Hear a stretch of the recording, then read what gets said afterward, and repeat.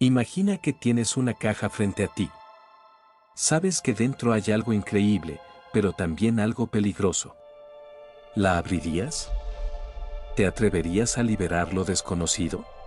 La caja de Pandora es una metáfora en nuestros idiomas modernos y la frase proverbial se refiere a una fuente de complicaciones o problemas sin fin que surgen de un simple y único error de cálculo.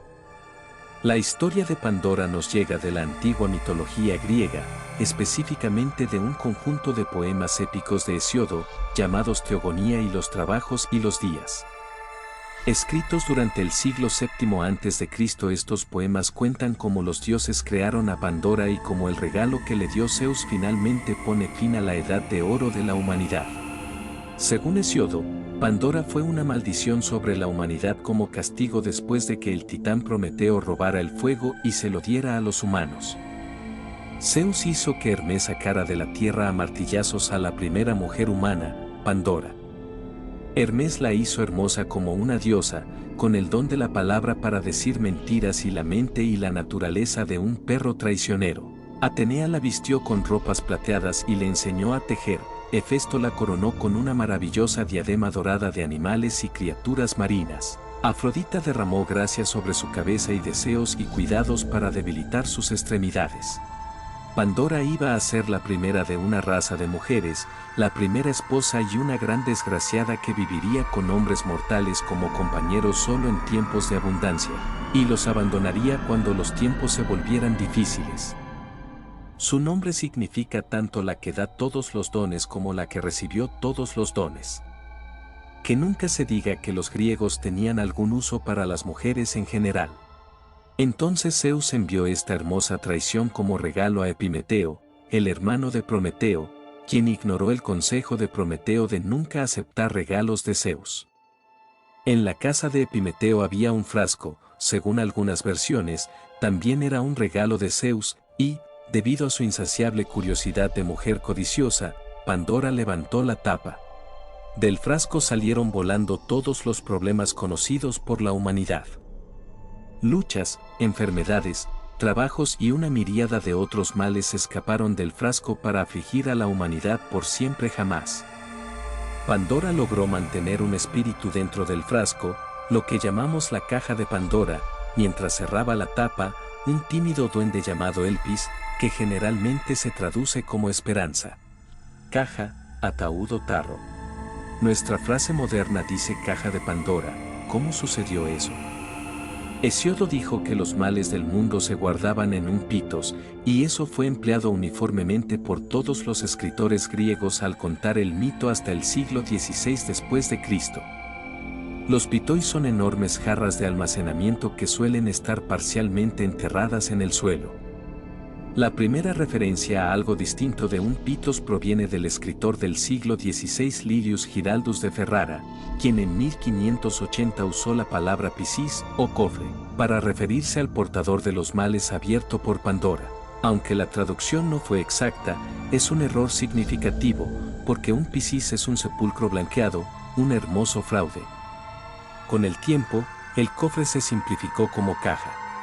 Harrison 1900 argumentó que esta traducción errónea eliminó explícitamente el mito de Pandora de su asociación con el Día de los Difuntos, o más bien la versión ateniense, el Festival de Antesteria. El festival de bebida de 2 días implica abrir barriles de vino el primer día, la pitogia, liberando las almas de los muertos. El segundo día, los hombres ungían sus puertas con brea y masticaban endrino para mantener alejadas a las almas recién liberadas de los difuntos. Luego, los barriles se sellaban nuevamente.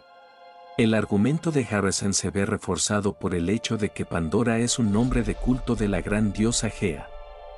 Pandora no es una criatura cualquiera, es la personificación de la tierra misma, tanto Coré como Perséfone, hechas de la tierra y surgidas del inframundo. El pitos la conecta con la tierra, la caja o cofre minimiza su importancia. El significado del mito de la caja de Pandora.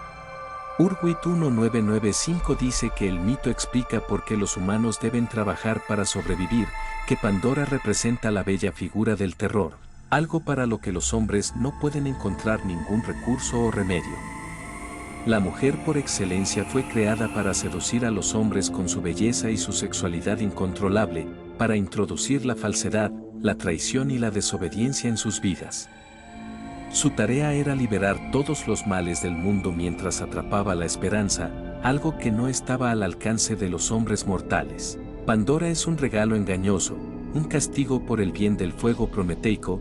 Ella es, de hecho, el precio del fuego de Zeus.